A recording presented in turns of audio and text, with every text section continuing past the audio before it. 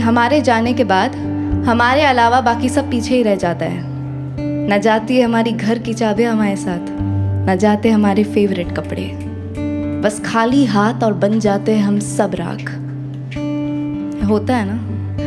और अक्सर जब हम मौत के बारे में बात करते हैं ना तो हम सब बड़े इमोशनल हो जाते हैं। हम बियर बाइसेप थोड़ी ना है कि चलते फिरते लोगों को पूछेंगे क्या मौत के बारे में सोचते हैं। नहीं है, हम नॉर्मल लोग हैं। तो हम सबकी फटती है, और फटती इसलिए नहीं कि हमारे साथ क्या होएगा, फटती इसलिए ज़्यादा है कि हमारे जाने के बाद हमारे जो लोग हैं वो हमें याद रखेंगे या नहीं, वो हमारे बारे में जिक्र करेंगे या नहीं। हर शख्स को अपनी मौत ना बड़ी मशहूर चाहिए होती है, मगर वो सपना अगर टूट गया तब वो क्या करेंगे।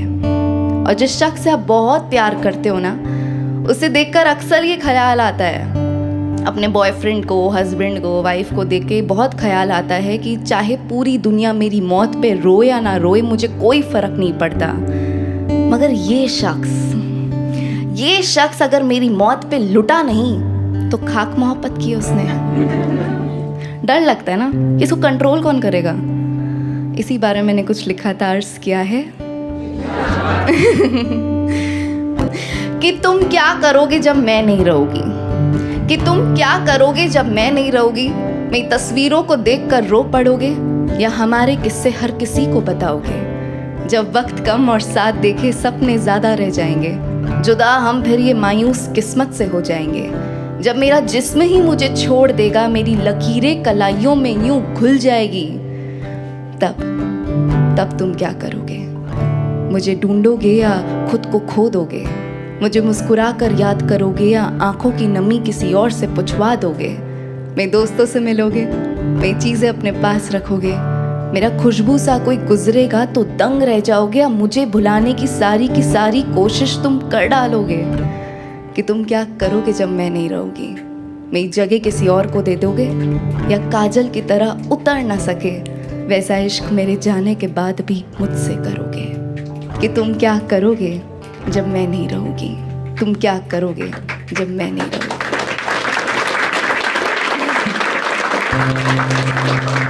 Thank you. पता है, मुझे ऐसा लगता है कि ज़िंदगी में हम जो शायर होते हैं वो शायद सिर्फ दो चीज़ें ठीक से कर सकते हैं, किसी से दिल तोड़वा देना या किसी को बैठे बिठाए रुला देना। We are pro at it. हम खुद में इतने डार्क होते हैं कि हमें शायद कॉमेडियंस की भी ज़रूरत नहीं है। ट्रॉमास को लेकर रोना नहीं, रुलाना कैसे है वो हमने पहले सीख लिया है।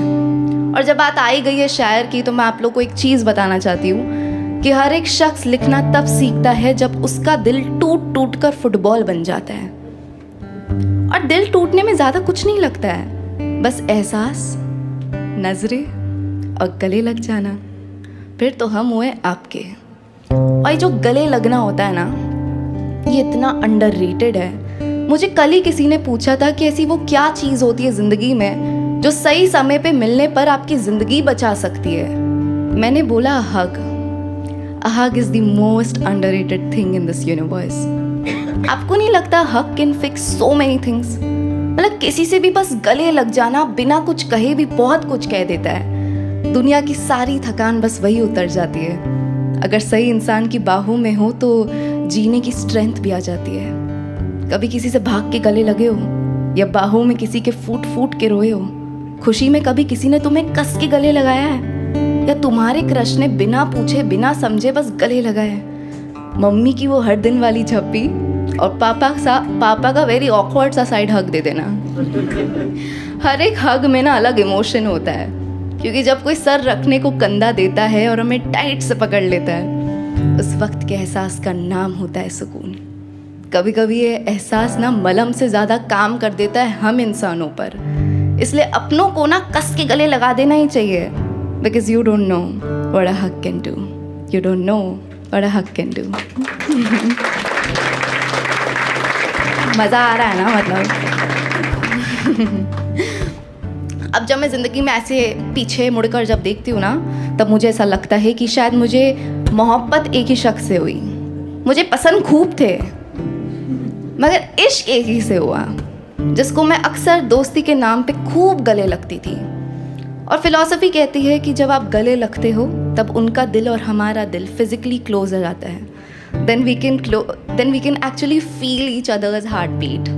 और जब मैं उस शख्स को गले लगती थी तब मुझे ये एहसास होता था कि उनका और हमारा वास्ता आज से नहीं मगर सदियों पुराना है। ऐसा मुझे लगता था, उसे नहीं। इसलिए मैंने तो अपनी जेब में से चिट्ठी निकाली और पढ़ डाली उसके लिए कविता मेरी। लिखा मैंने कि सुनो, तुम जैसे हो बस वैसे ही रहो, मैं ना संभाल लूँगी, बस हाथ पकड़ कर रखना, तुम मुस्कुराते रहना, कभी कभी उस मुस्कान के पीछे तेरा दुख भी जान लूँगी। बातें अगर कम होने लगी तो मैं समझ जाऊँगी, तेरी हर खामोशी के पीछे उन फासलों को भी पहचान लूँगी। ज़िंदगी में अगर तेज़ दौड़ने का मन होना तो मैं नहीं रोकूँगी, जाने दूँगी जब तुम्हें जाना होगा। इश्क है ना तुमसे तो तुम्हें बदल कर मुझे क्या फ़ायदा, इसलिए तुम जैसे हो बस वैसे ही रहो, मैं ना संभाल लूँगी।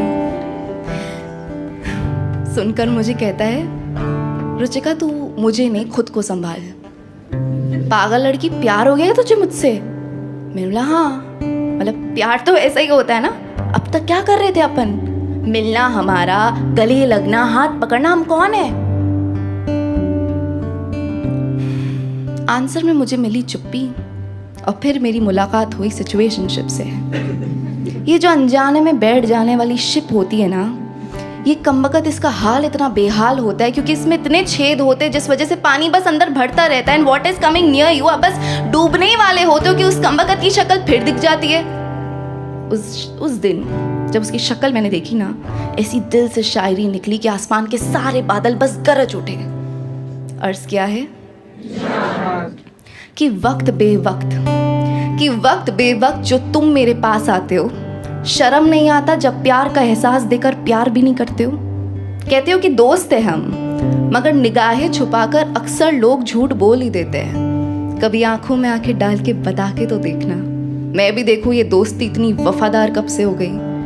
अजीब सा लगता है यार अब हमारा होना, ना नाम है ना छोड़ने का बहाना। इतने सवाल होकर भी कुछ नहीं पूछने का वादा जो तुमने कराया है, बेहाल तुमने मेरे दिल को सताया है। भूल जाते हैं लोग इस पहेली में कि दिल तो दिल ही है, कभी नहीं इश्क में पड़ने का वादा देकर। अक्सर तोड़ने वाले हम इंसान ही मशहूर हैं, अक्सर तोड़ने वाले हम इंसान ही मशहूर हैं।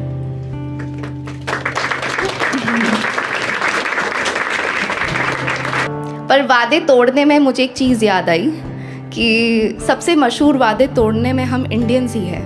Because here in this country ना situationship ends up having a child. They end up having a child. Biggest example, arranged marriage. ठीक है ना, इश्क यहाँ पे इतना है देने को कि हमसे कंट्रोल ही नहीं हो रहा। आदत है ना इश्क की, और जो आदतें होती है वो कुछ अच्छी होती है, कुछ खराब होती है, मगर कुछ हानिकारक और कुछ जानलेवा हो सकती है। मगर ये एक तरफा इश्क की आदत होती है ना, इतनी खराब होती है क्योंकि इसके बाद आप निकल नहीं सकते इससे। आपको फिर वही इंसान पसंद आता है जो आप में इंटरेस्टेड बिल्कुल नहीं है। ये हंस रही है, मतलब ये एकदम तो मैं तो खुद सिचुएशनशिप की शिप के अंदर बैठ गई थी और पानी भरने का मैं इंतज़ार करती गई और उसके लिए फिर भी प्रेम भरी कविताएं लिखती गई। लिखा मैंने कि आदत सी हो गई है तेरी, आदत सी हो गई है तेरी, तेरे बिना यारा मन नहीं लगता। तू कहता है चल कल बात करेंगे, देखे दिल भी आज से नफरत कर बैठा। रख ले तू मुझे खुद के पास इस कदर कि मेरे हर जर्रे में तेरा नाम हो। बाकी कुछ हासिल हो ना हो, मेरे नाम के आगे बस तेरा नाम हो। कहूँगी नहीं तुझे मैं ये कभी कि कितना बेहिसाब करती हूँ मोहब्बत तुझसे। पता चल गया ना अगर कभी किसी को, तब से तेरा खानदान भी जलने लगेगा मुझसे, तब से तेरा खानदान भी जलने लगेगा मुझसे। खानदान छोड़कर वो खुद नहीं जला, जलाने की मैंने बहुत कोशिश करी। मैंने टीटू के साथ ना सेल्फी पोस्ट कर दी, अर्नव को मैंने डिनर डेट पे बुला लिया और किसी को तो मतलब पड़ोस के आंटी के बच्चे के साथ तो पार्टी भी चली गई। फ़ायदा कुछ नहीं हुआ। पता है अटकता इंसान तब है जब उसके खुद के अंदर सेल्फ रिस्पेक्ट नहीं होती है। और मैं तो अटकी हुई थी, पानी ऊपर तक आ गया था कि मेरी दोस्त ने आके 2 चाटे लगाए। अटके हुए इंसान को एक चाटे की ज़रूरत है, और मुझे यहाँ बैठे बहुत सारे अटके हुए लोग दिख रहे हैं। मैं आपको चाटा तो नहीं लगा सकती मगर एक शायरी ज़रूर बोलूँगी। दुआ ये है कि आज की शाम के बाद आप चलने लग जाएं। अर्ज क्या है कि छूटेगा जुगनू तो चांद मिलेगा, कि छूटेगा जुगनू तो चांद मिलेगा। जैसे दुनिया मान रही है उससे निकल के देख, ज़माने को भी इंतज़ार है तेरा। कि छूटेगा जुगनू तो चांद मिलेगा, जैसे दुनिया मान रही है उससे निकल के देख, ज़माने को भी इंतज़ार है तेरा। हर्बल टी के ज़माने में जो खून पी रहा है तेरा, उस 4 दिन की चांदनी को क्यों दिल का आशियाना दे रखा है खुद का। जैसे तुझे खोने का ही डर नहीं है, उसके पीछे तो आंसू बहाने भी कलंक है। अब जला उसके